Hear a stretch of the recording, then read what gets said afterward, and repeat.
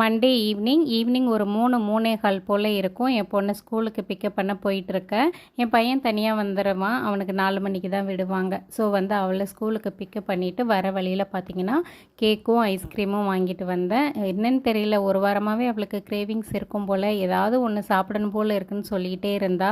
சரின்னு சொல்லிட்டு சரி வாங்கி கொடுத்துடலாம் அப்படின்னு சொல்லிட்டு வாங்கி கொடுத்துட்டு நானும் அவளும் பேசிகிட்டே வந்தோம். அன்றைக்கி காலையிலேருந்து கிளாஸில் என்னெல்லாம் நடந்ததோ அது எல்லாமே சொல்லிகிட்டு இருப்பா. அன்றைக்கி பேட் டேயாக போச்சுன்னா அதையும் சொல்லுவாள்.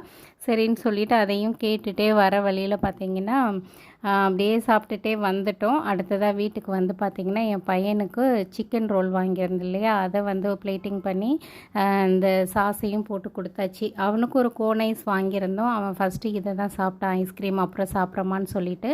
இதெல்லாம் ரொம்பவே ரேராக தான் வாங்கி கொடுப்பேன், பட் வாங்கி கொடுக்காமலும் இருக்க மாட்டேன். கூடவே என் பொண்ணுக்கு ஒரு கப் கேக்கும் வாங்கி கொடுத்துருந்தேன்.